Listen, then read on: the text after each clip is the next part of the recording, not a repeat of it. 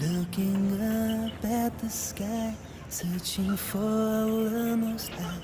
He rejected the way of worshipping gods of clay. Prophet Ibrahim knew that Allah was near, and that the heart of a Muslim is sincere. Under the hot burning sun, he declared God is one.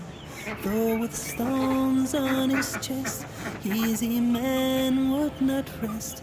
The Mu'adhin knew that right will conquer wrong, and the heart of a Muslim must be strong. It's the heart of a Muslim through the guidance of Islam that makes you fair and kind and helpful to your